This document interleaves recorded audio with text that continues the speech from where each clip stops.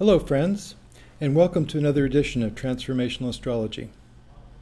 I'm Henry Seltzer, and we want to talk about this new moon that's coming up tomorrow morning, so less than 24 hours.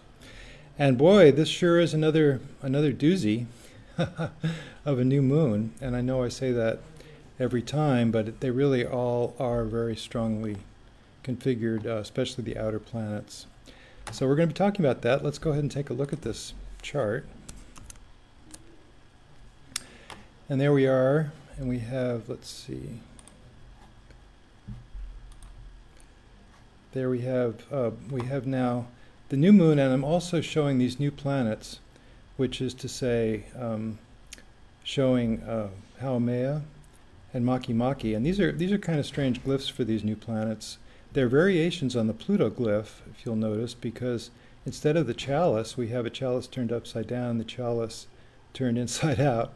And this represents a pregnant lady. She was always giving birth from all different parts of her body, the creation goddess of Hawaii, called Haumea, very important goddess in indigenous mythology. And here we have Makemake, and these are significant these days, so I'm leaving them in the chart for now. And then, of course, we have Pluto, which is creeping towards the 23-degree mark. It's 22 degrees of Capricorn and a half, and that's significant because Eris is occupying the 23-degree mark of Aries, making a perfect square. So this is less than a degree away from a perfect square. Here we have the new moon itself at 15 degrees of Pisces, 47 minutes and 20 seconds, and they're to the second at the same point. You can tell by looking over here at the list of the planets, including the positions, including the degrees, minutes, and seconds, and the time passage of software. So we are able to see just how very close this is to Neptune, in a conjunction, which is the strongest aspect. So we have a very strong Neptunian new moon. Not only that, Mercury's retrograde. So right there, we have a rather strong occurrence within this new moon. And the thing that I'd like to point out as well is that we have a very strong position also of Uranus. Now we know that 15 degrees plus 15 degrees is the zero mark, which is occupied by Chiron at 0 degrees of Aries, but then 30 more degrees, which is 45. So a 45-degree aspect is considered quite significant in astrology. It is a semi-square. You'd want to use a tighter orb, but this is a very tight orb, less than a degree. So Uranus is very much in this picture of this new moon. It is also in semi-sextile to Uranus, to Chiron, also at 0 degrees of Aries. And then Uranus itself is at 0 degrees of Taurus, very significant. Uranus has come into Taurus. This time it's going to stay in Taurus. It was in Taurus briefly and then went back into Aries. Now it's back into Taurus again, having gone direct. The planets move backward and forward by retrograde and direct. And so this is very significant because not only do we have a strong presence of Neptune in this new moon, a strong presence of Uranus, very strong. And for this, we might say there's a strong spiritual component of what's happening right now. So you see a lot of things happening in the zeitgeist that have a spiritual side to them. The necessity of recognizing that we're all the same, that all people are equal, which is the fundamental principle of the founding of the United States, of course, by the founding fathers. Of course, they weren't quite as inclusive as we are now, not including all races at the time. But we now feel that all people are equal, that they all have equal rights, the rights to life, liberty, pursuit of happiness, perhaps healthcare. Is healthcare a right? This is being debated. So we have these principles that are essentially spiritual principles that are very much up in the zeitgeist. And as well, we have a tremendous degree of personal transformation that's going on with Uranus and with Pluto both emphasized. Now, why do I say Pluto's emphasized? Well, there's the square to Eris, which is very important. Eris actually magnifies any planet that it touches, either by what's happening in the sky right now or by natal position. The natal positions of Eris with another personal planet are very, very powerful in charts. I've been able to demonstrate that, and I think astrologers are beginning to recognize that now as well. I know the Mountain Astrologer magazine is putting Eris in the new moon charts now, in the full moon, the lunation charts that they have. So I think it's very important, and I think people are recognizing that. And, you know, I find it's just as powerful as Pluto in charts. I really do. The house position in a natal chart that Eris occupies, very, very important house. No matter what else is in the other houses, that house that Eris occupies turns out to be an important house just by virtue of the fact that Eris is there. Eris in contact with a natal planet, very powerful. When we had Eris and Uranus in close conjunction, which was the summer of 2016, which was that crazy election cycle, we had surprise after surprise after surprise, including the FBI releasing information days before the election about Hillary Clinton and so on. I mean, you can think back on it. It was just one thing after another. Who thought Bernie Sanders would do so well? Who thought that Donald Trump would do so well and that he would become the candidate of the Republican Party, and then not only that, but win the election? So, I mean, there's just been, that was the reason I'm bringing that up, is because Uranus is full of surprises. So the combination of Eris with Uranus was a surprising summer, and a time for people to really articulate their inner vision, as Bernie Sanders did, for example, as Trump did in his own way, because he was articulating his vision for what might happen if you were to throw out the, drain the swamp, throw out the lobbyists. And he hasn't been entirely successful with that approach, but that was his vision at the time.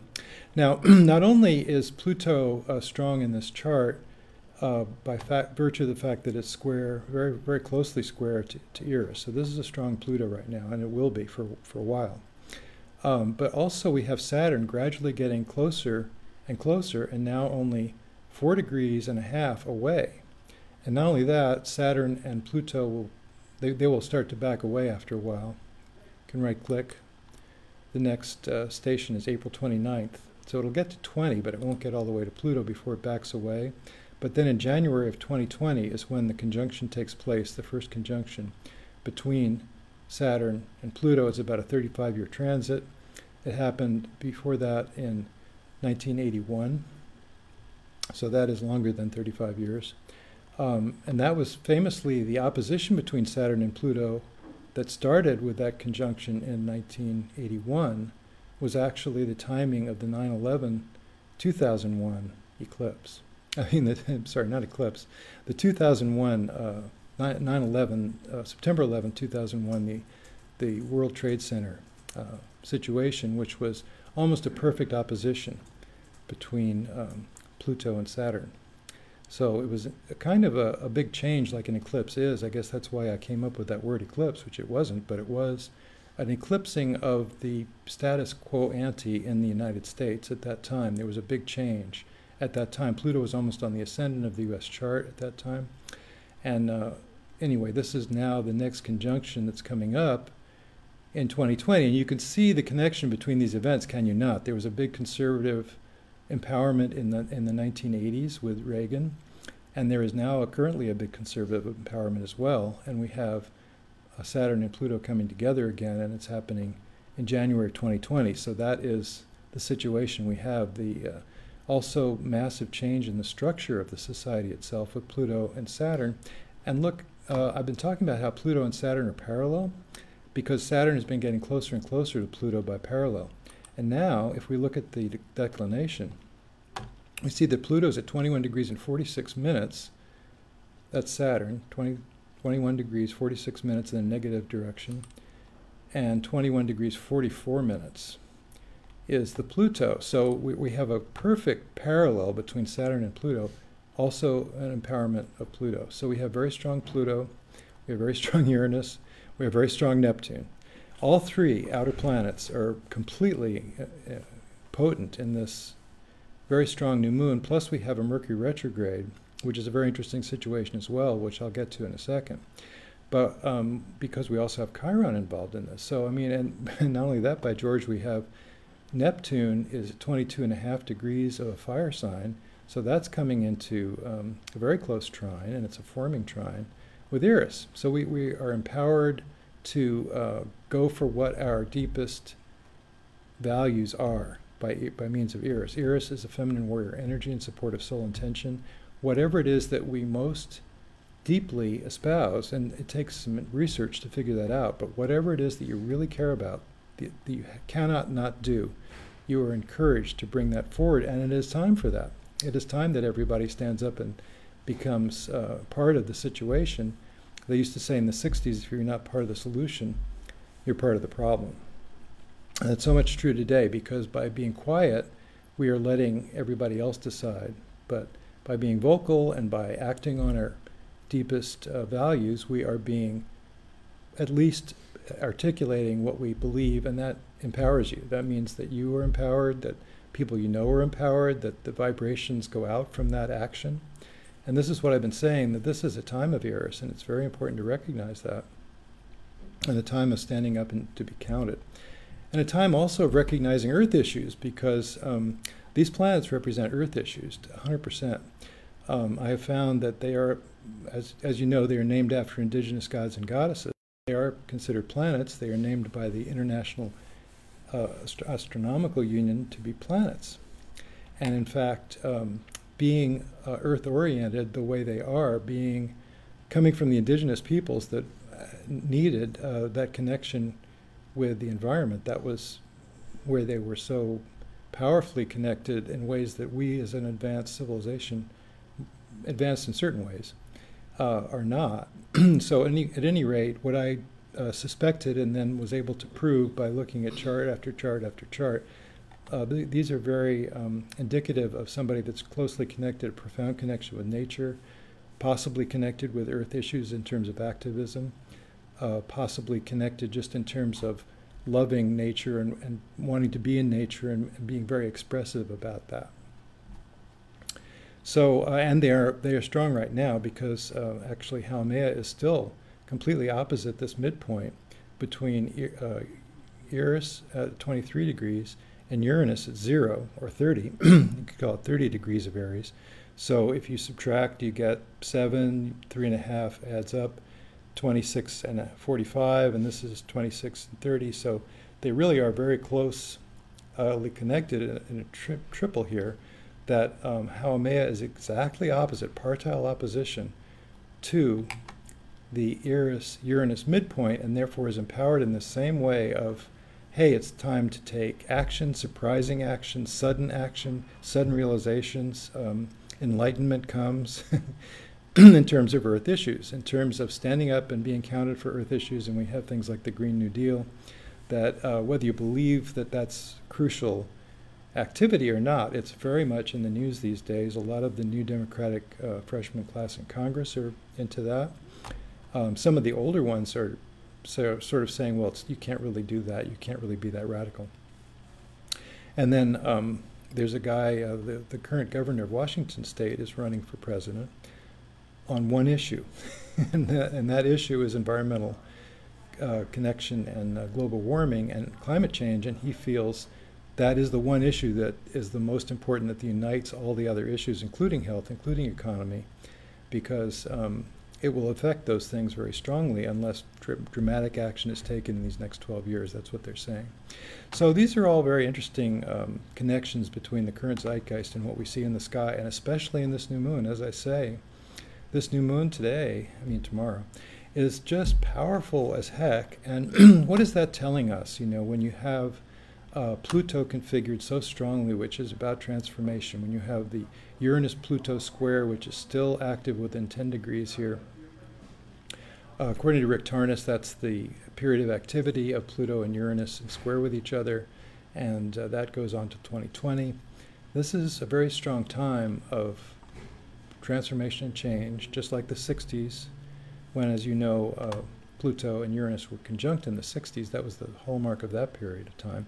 And the hallmark of our decade is this Pluto and Uranus square that's still happening. And it really means individual transformation, does it not? It means learning what it is that you need to do that you cannot not do, and trying to figure out what stands in your way from doing that, and eliminating the things that are standing in your way, including habitual habit patterns habitual patterns that you just have to let go of. They're not serving you, you know, and it may be that the dependency on fossil fuel as a pattern in American life, or in the life of the Western civilization in general, is not serving us in terms of greenhouse gases. So there's just so much to think about there. And the macro is reflected in the micro, and you can see that your own transformation is on the line.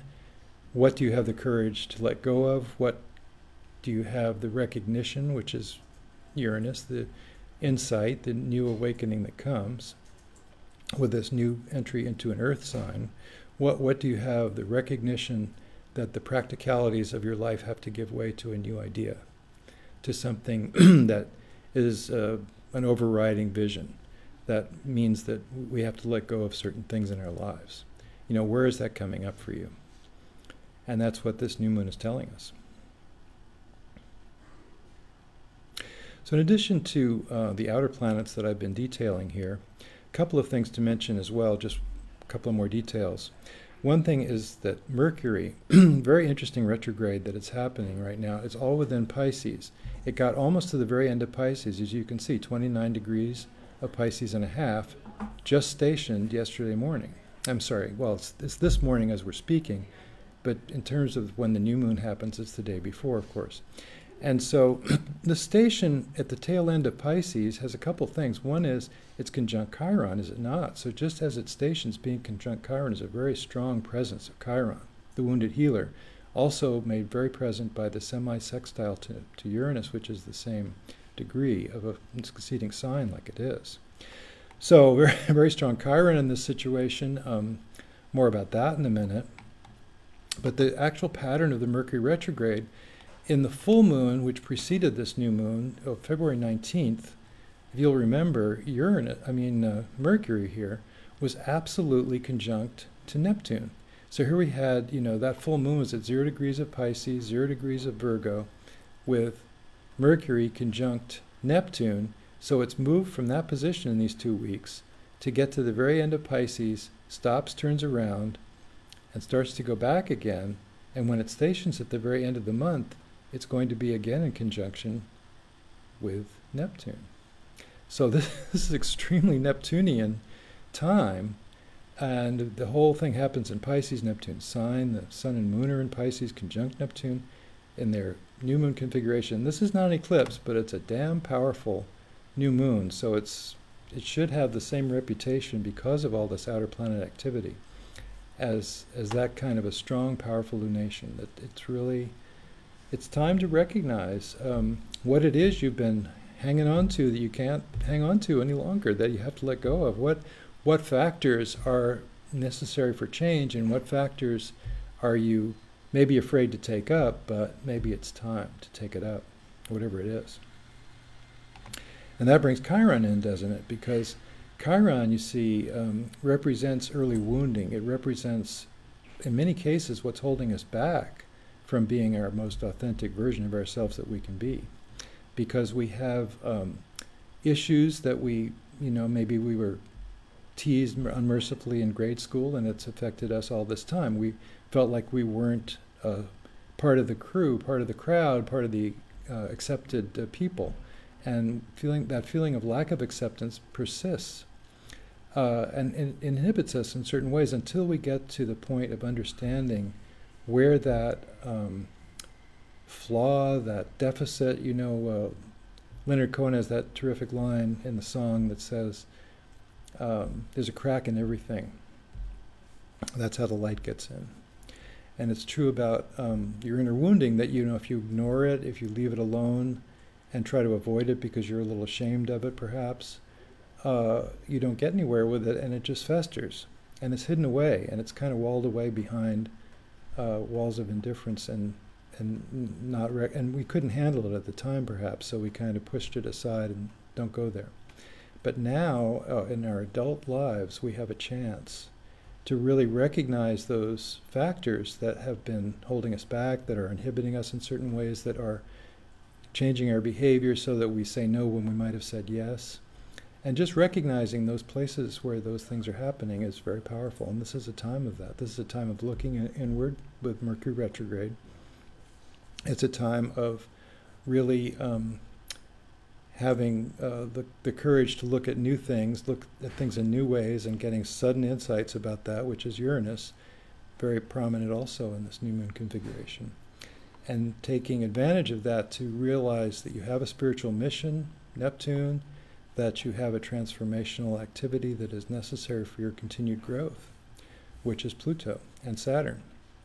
And the structure of your life may be up in the air. You may be ready for change and not even know it. You may be going through something that you feel is a terrible trial at the moment, but guess what? It might be the best thing that's ever happened because it gets you out of your rut into a new way of being, into a new stage of your existence.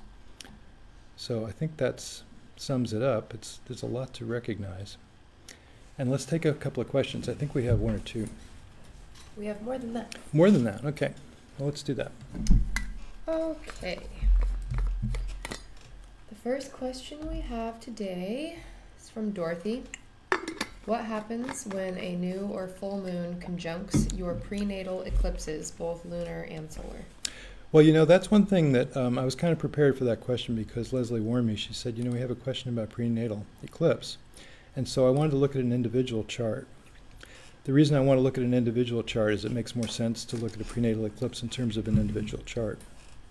And I happened to pick Paul Hawken, and I'll tell you why, because I'm fascinated with him. He's a wonderful spiritual guy who's also very into climate change, and he's written a book called Drawdown, which is 100 potential solutions or part solutions. And so one would think, without looking at his chart, which I wasn't looking at his chart at first, that he would have a strong presence of these Haumea and Makemake. That's my thesis, you know, that these new planets, Eris is a feminine warrior for soul intention, and these new ones, also the other new ones, Haumea and Makemake, are both Earth-oriented planets, I've found. They're very similar orbital periods, a little bit longer than Pluto. And just to show you, on the way to talking about prenatal eclipses, just to show you, he himself has Haumea just up. Now this is a solar chart, so we don't know exactly what time. We don't know if this was the actual rising. We're taking it to be similar to his sun degree, so we're putting the rising and the sun in connection with each other, doing the chart at 19 degrees in all the cusps, you see, which is equal house. And we have the factor that he has the sun and he has Mercury closely together, 2 degrees apart. It may be slightly different if he's born later in the afternoon. But there we have the Mercury and the sun, so he's a writer, he's a strong speaker, he's an advocate in intellectual ways and very good at giving talks. And by George, right opposite, in fact exactly opposite his Mercury, is Haumea. And then again, we might also want to look at where's Makemake, which is more of an activist energy. And Makemake is exactly conjunct to Mars. So that was a little digression, but and that's also 17 degrees, 16 degrees, 15 degrees. I wanted to digress just for that moment to just let you know that these new planets of Haumea and Makemake are in fact Earth-oriented and environmentally conscious archetypes. Now, what I started to show you was the prenatal eclipse in this chart, so we can do that in the Time Passages software by choosing from chart points another choice besides asteroids or centaurs or custom points. We can choose prenatal eclipse. So this is the prenatal eclipse that was an opposition, namely a lunar eclipse. And this is the prenatal eclipse that was a solar eclipse. And then we click on it, and it tells us that this prenatal solar eclipse took place on January 3rd, just before his February birthday. And this prenatal lunar eclipse took place on 12/19. So he's primarily a solar eclipse person. That was the closest to his birth. And one thing that tells us is that he is a solar type of person rather than being a lunar type, that he is more inclined to do an activity. And it turns out, if you look at this in terms of the solar chart of his birth by the sun on the ascendant, either in whole house or in equal house like we're doing, it does come into the 11th house of his solar chart, which is quite interesting considering the fact that he has obviously put a lot of energy into trying to help society to see these factors. He's very goal-oriented in that way, and that's where the prenatal solar eclipse lands. So these are the kind of things you can do with the prenatal eclipses. Now, what was the question again about the prenatal eclipse, the more specific? What happens when a new or full moon conjuncts your prenatal eclipse? Oh, okay, that's interesting. So I think that that would be important. Now, you know, in general, with prenatal eclipses, you really talk about the house position. So the house position in the chart where you had the timing, where you'd know exactly what the ascendant was, that's one kind of chart you would be able to do this. In a sunrise chart, you're looking at a different way of looking at the houses. You're looking at the solar houses, which is based on the sun being the beginning of the chart and going around. And so even in a solar chart, you can look at the houses like we just did. Now, as far as something activating this prenatal solar eclipse, that I'm a little bit less sure of, because we don't normally talk about transits to these points. But, however, it was a new moon on the solar eclipse. I would think that it might activate that energy. In other words, there's a way, similar to the South Node, which is also in the 11th house in this chart, there's a way that this was a South Node, obviously was a South Node solar eclipse, and so it's something he comes in knowing. It's something that comes from his own many lifetimes, perhaps, of being activist, being interested in making society run more smoothly, being a group-oriented person, conscious of how we need to build consensus. We need to establish like-minded collections of people to make something happen in terms of a societal effort. That's him. If you happen to have a new moon right there at 12 degrees of Capricorn, maybe that would be a very strong new moon for him, because maybe it would activate. Of course, if you have it on the South Node also. Now, it activates in the South Node instance, it's activating where you're coming from, so it's not quite as dynamic as if it was activating a North Node. And we say that he's a solar eclipse person because the solar eclipse was closer to his birth. The lunar eclipse was further back in time.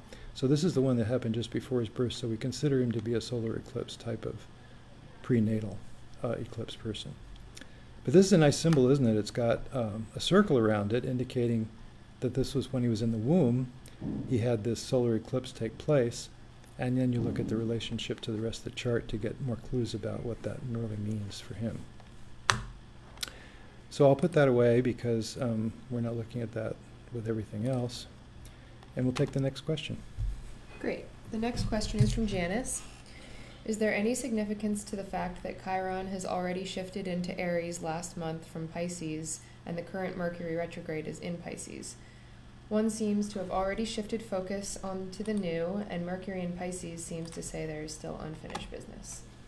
Well, that's an interesting point. I was making the opposite point a little bit ago when I talked about how this station of Mercury, in spite of the fact that it's out of sign, namely that Mercury is in Pisces and that Chiron is now in Aries, so it's an out of sign conjunction, but yet it is a very close conjunction. In other words, if I add 1.5 degrees to the position in Pisces of the station of Mercury, which is what we're looking at right now, it's stationed at this degree and pretty much this minute of, maybe a little different, of Pisces, that's the same degree, that's the conjunction, 1.5 degrees away.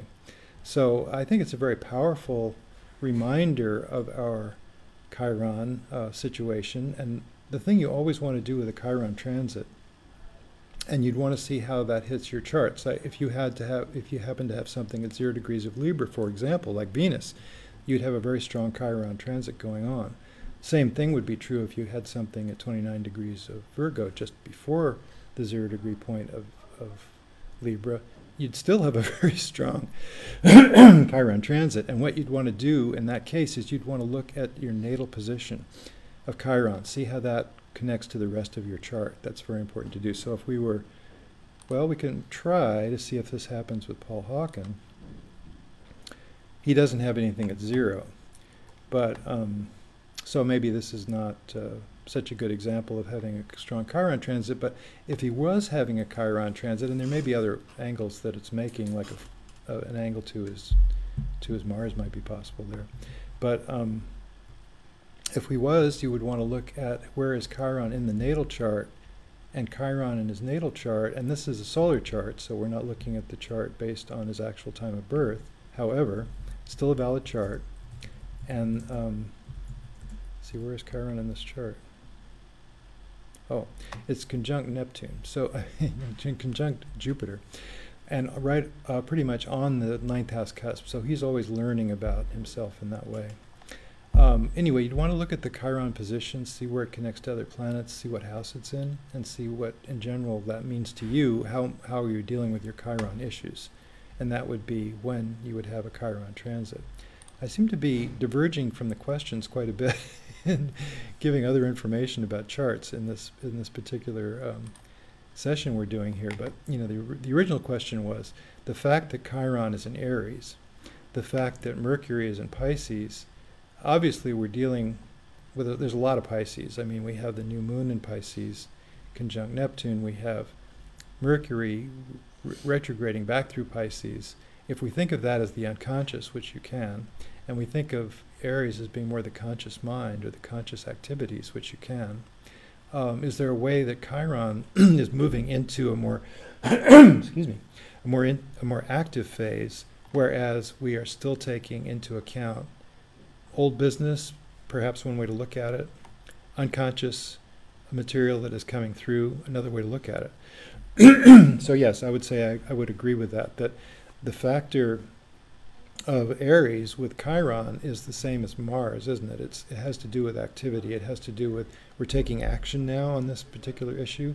And the factor of Mercury in retrograde, where we're introspective, where we're thinking, self-reflective, where we're thinking about what goes on below the surface of consciousness, and going through Pisces, and with a Pisces new moon, we are thinking about what's inside and what perhaps comes from the past.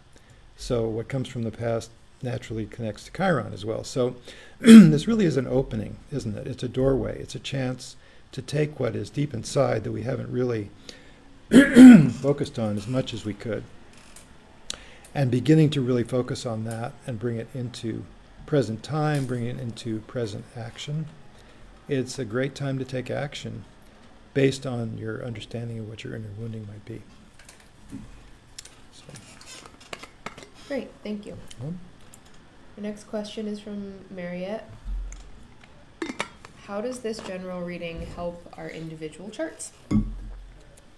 Well, that's a good question. Now, I can't look at your individual charts, can I? Excuse me, I'm having a lot of phlegm there.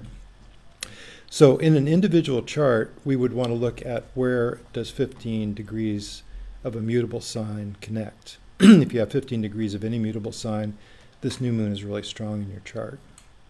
Other ways it would land, what house does it land in your natal chart? So all the things that I'm saying about the connections between the planets of this new moon are very relevant to the natal chart in terms of what the activity is. Whereas Pluto hitting your chart, where in fact is Saturn hitting your chart, all these things, you know. And the fact that they make these connections with each other is important, and also the fact that we're looking at a transit to a particular natal chart is important. I'll give you an example of that.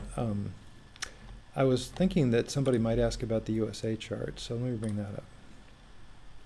And this is the USA chart with the transits for February. So we'll change the transit date.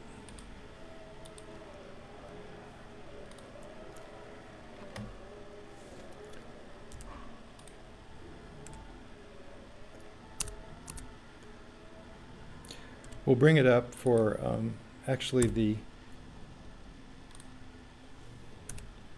we'll bring it up for the timing of the new moon. And just to point out, this is very interesting, I think.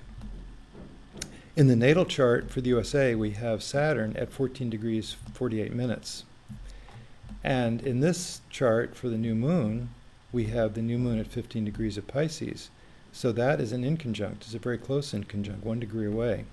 So what we would know about that, from that, is that since we're looking at the USA chart, we're looking at the executive in the 10th house, and that is the president. There's a strong position of Saturn. It's absolutely square to the sun in this chart. So there's a strong executive in this country, and that's always been a feature of this country. The president is like a really big deal in the United States. And so right now there's a focus on that, and we don't have to go to astrology only. We can go to the newspaper and see. there's a big focus on the executive right now, and there's also this issue that comes along with Neptune, which is in pretty much the same degree, and the question becomes, what's reality? Neptune is can be about idealism, can be about deception on the part of others, self-deception as well. And the question that we're asking ourselves in this country right now is, what is the reality of this executive power? Do we have a powerful executive who is doing just the right thing and impressing upon us the ideals which he came into office with, that he believes that we have to have America first and we have to have the things that he's advocating in terms of international relationships, in terms of his own domestic arrangements as well? Or, with Neptune involved, are we deceiving ourselves? Or is he deceiving others? Or, what's the propaganda? And there's propaganda on either side of this issue, is there not? I mean, we have things like MSNBC, which is very much liberal propaganda, or at least trying to get at the truth from definitely a liberal perspective. They are always talking about what is the truth of the matter, and they have that question mark, what is the truth? And then we have the other propaganda channels, such as Fox News, which is very much the president's media outlet, and they are trying to get the truth of the matter as a way of supporting the president, as a way of saying, hey, look, this is all fake news when we say the president is not powerful and directly doing his job on the part of this nation. So this is an example of as though it were a natal chart, because you can look at the chart of a country as though it was a chart for the character of the country. I can actually show you that a little bit too. So here we have the chart for July 4th, 1776, 5 p.m. And what we have is a very interesting Jupiter rising, a Sagittarius rising. And you know that the character of the United States citizen has a lot of freedom associated with it. This let freedom ring, let's ride horses into the sunset and just be completely on our own and free to do whatever we want. And nature is a big connection with the character of the American, the average American. But we also have a very strong 7th house, which means that connecting to our allies in the world is a very interesting and very important thing. And there's been a generosity there. You see Jupiter and Venus together. There's all the American aid. Oh my God, all the stuff that's been done in that regard. We have some background noise happening. I don't know that we can do anything about that, but I hope it's not too bad in the microphone. So it's interesting to look at the rising point. It's interesting to look at the 10th house executive position of Saturn. It's interesting to look at the Mercury and Neptune, which involves exactly sextile with each other. And so we do have this question of fake news. We do have this question of what is the media involvement in the truth or the not truth. And we have also the square between the Sun and Saturn in this chart, that there's a very powerful connection between the executive and the basic character of the American people. And we have, in addition to the generosity of the Jupiter-Venus in the 7th house reaching out to our allies and reaching out to others in a generous way, all the foreign aid, there's also Mars. So there's a very much a military option involved in the way the United States reaches out to its allies or enemies or other people. And the one last thing I'll mention about this chart is that we have a strong position of Eris in the 1st house, so very much independent people, very much self-starters, very much people that need to show their individuality, the way they do things. It connects to Uranus, very close connection. It's partile. It's an inconjunct, but it's partile inconjunct. And the Uranus, I think of with the American character, is that sense of freedom. You know how they're always talking about the United States is the place of freedom, and of course Uranus is all about taking off in new directions, new explorations. The freedom to be yourself at all costs is contained right here in this chart. So that's the way you can look at a chart of the country, which is confirmed by the timing. There was a Sibley chart right at the time, and this is actually not the 5:10 p.m. chart, but 5:13:55 seconds, because it was rectified by Dane Rudyard, and I like to use that because I'm very fond of Rudyard's philosophical thinking. And he talks a lot about this chart in a book called The Astrology of America's Destiny. And he gives this chart. So anyway, that's what I wanted to say about the U.S. chart. And also we were looking at the transits, which is in the time passages software, you can bring up the transits at any time that you were looking at, so you can continue studying that transit effect. And you can also look at the progressions for that same period. If I looked at the progressions by wheel, it would show the same date of March 6th. That would be the way that would work. So let's see, where were we? So we were saying, how does what we're saying about this new moon and the configuration between the planets, how does that affect your chart? It's just helpful to be aware that it's a very powerful new moon hitting your chart, if it does hit your chart, that Neptune is very prominent in this timing, and that if that might be hitting your chart, depending on what aspects it makes to the natal planets in your chart or what house it lands in. So wherever the second half of Pisces is in your natal chart is a very prominent area of your life right now to be introspected, because Mercury is retrograding through that last half of Pisces. The new moon is happening at 15 degrees of Pisces, and Neptune is right there. So that's very important to recognize. I think that sums it up. Great. Our next question is from Kat.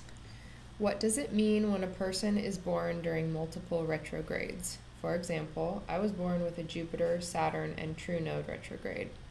And do the degrees of retrogrades make a big difference? 0 versus 25 versus 27 degrees, etc. Okay, that's a multiple question. To answer the last one first, there are power degrees in the zodiac. The best example is the fixed signs, the middle degree of any fixed sign, 15 degrees of Scorpio, 15 degrees of Aquarius, are considered power degrees, and each degree has its own symbol associated with it, so you can look at the Sabian symbol for any particular degree.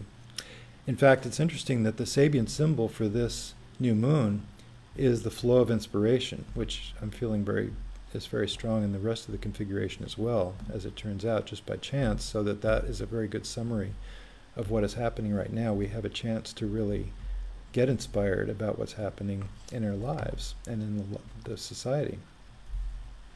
So, yes, the individual degrees matter. Now, retrogrades, I believe retrogrades of outer planets are not that significant. It's retrograde half the time. It just means that the Earth is in a particular configuration to it. As the Earth is moving in this direction past it, it seems to be moving backward. Now, retrogrades of inner planets, though, are more important, very important, so that a retrograde of Mars would be somebody that tends to be more introverted. The action takes place on the inside rather than going outwardly. Venus retrograde, similarly, relationship is more of an internal affair, a little different than it would be in direct condition. But the retrograde of Saturn, the retrograde of the nodes is standard. They are moving backwards all the time. The mean node always moves backwards. The true nodes sometimes move backwards, sometimes forward, because the true node is actually measuring where it is at that moment, and that could have a forward motion, but the general tendency of the nodes is to move backwards through the chart. They go around the zodiac backwards. And retrograde Saturn, to me, is just plain old Saturn. I suppose you could say that it takes place at a more internal level, Saturn, but Saturn is always pretty deep. You know, it's not going to be the way Mars is, to be outgoing. You know, Saturn is more of an inner concentration of energy, and retrograde or direct, it still has that kind of slowdown and concentration of that particular part of the chart or particular planets. So that's what I feel. I don't feel that the retrogrades you mentioned, Saturn, Jupiter, Pluto, if that was mentioned, you know, I don't think that those retrogrades are quite so significant as the inner planet retrogrades in a chart. Cool. Our next question is from Keely. Hi, Henry and Leslie. Any insights if the new moon is square to one's natal sun or anyone's key personal planets? Yes, I was speaking about that. It's very important. So the fact that the new moon comes and does make an angle to your chart, a square is an important angle. An opposition would be as well. So if you have anything at 15 degrees of Virgo, that's highlighted. And you would think to, what is the meaning of that? Now, if it's the sun, it's your whole self identity, who you are. You're very much in that transformational stew that we're talking about, especially with Neptune. Neptune would be the strongest part of that, because the new moon is conjunct Neptune. Great, thank you. Next question is from Karen. Okay. Regarding natal houses versus general sign houses. She asks, in your monthly forecasts, there is much discussion about planets and asteroids moving into different houses for that sign. And thank you for this.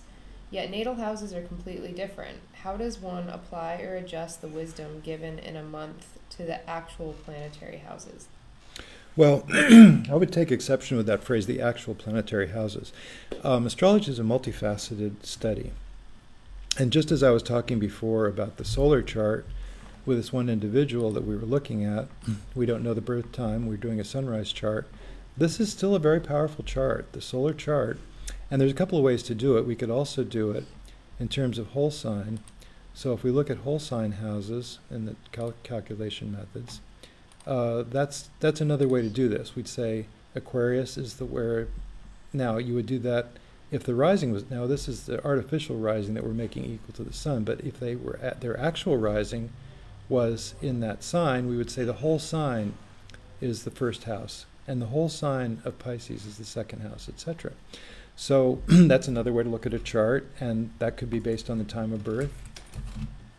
But just the fact that we know that the sun is in Aquarius, you see, we can look at this person's chart as though Aquarius was the first house. Anything in Scorpio would be in the 10th house of this chart.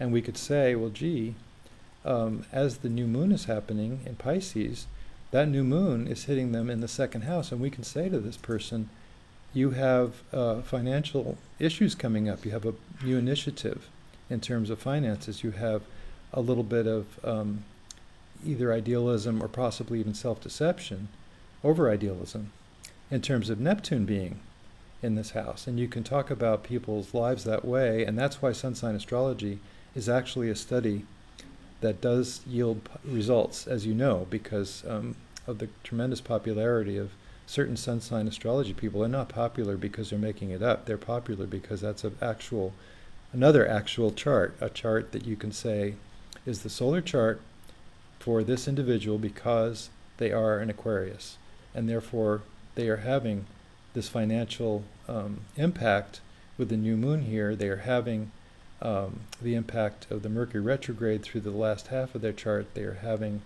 a communication issue, perhaps, with Chiron being right on their third house cusp, and so on. So that's the answer to that. We have to wrap up, actually, in about 5 minutes. So how many more do we have? Looks like we have 2 or 3 more questions. That sounds fine. Okay. We'll just go kind of quick. This one is sort of related to the last one. It's from Deborah. Do these transits really affect every astrological sign, and how? Well, that is the same question. So what I was saying was, just knowing you're an Aquarius, I can make this chart. And this chart says all Aquarius people are going to have a first house activity when a planet enters Aquarius. In other words, there's a whole sign representation of the chart based on the solar chart, which is the chart where we use the sun as the first house. So this particular chart is an example.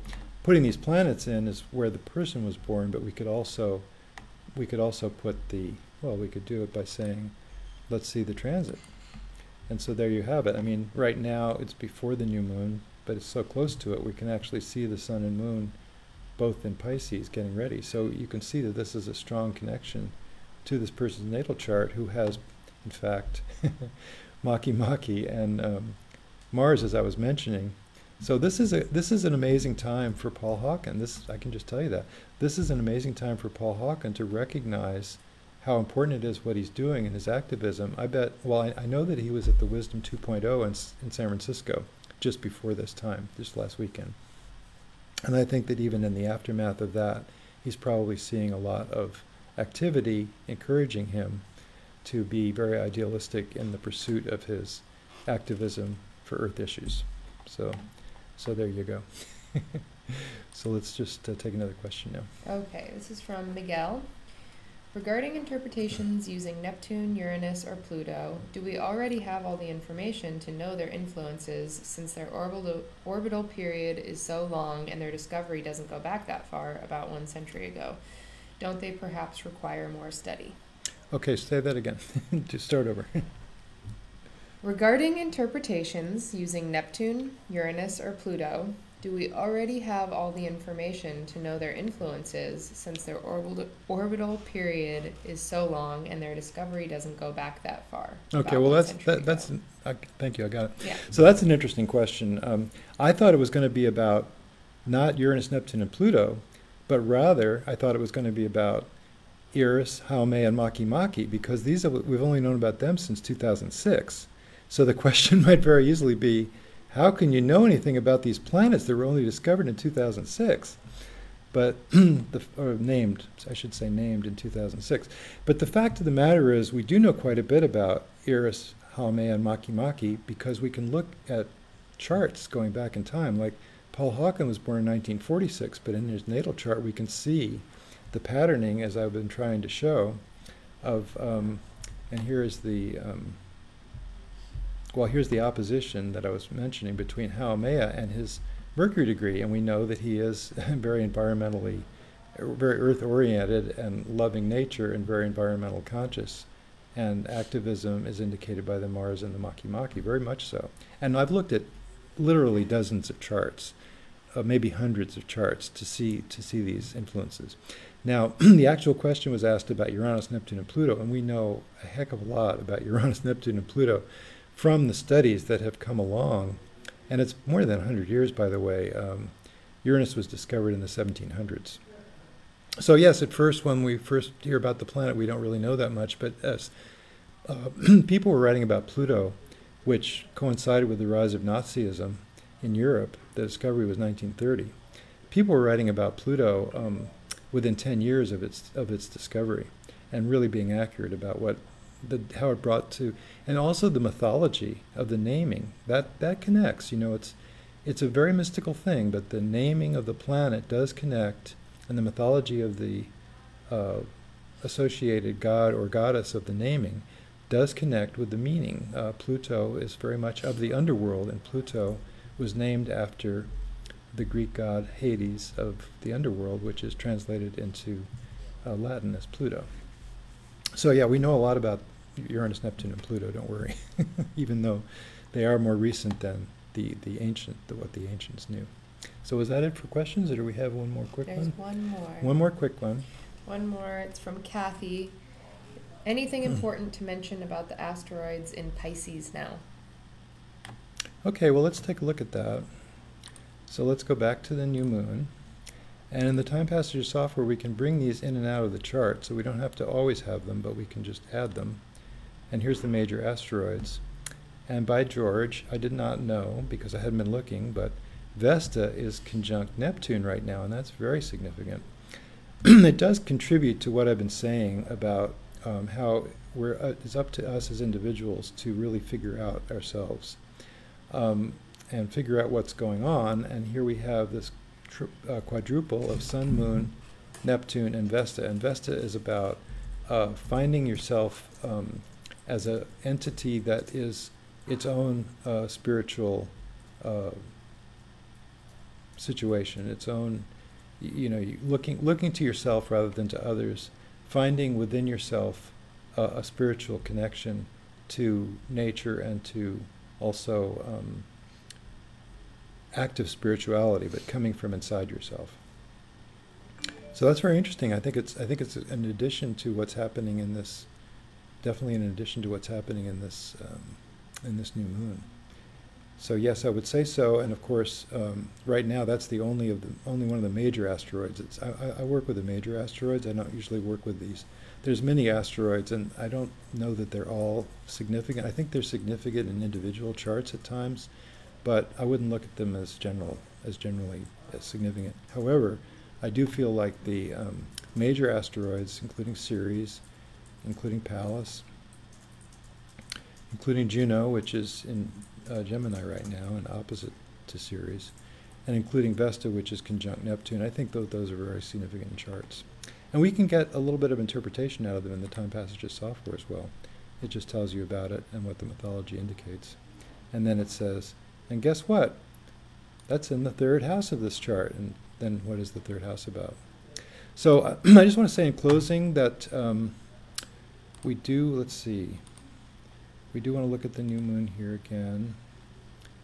And, well, let me just transition back, I think, because we have to close.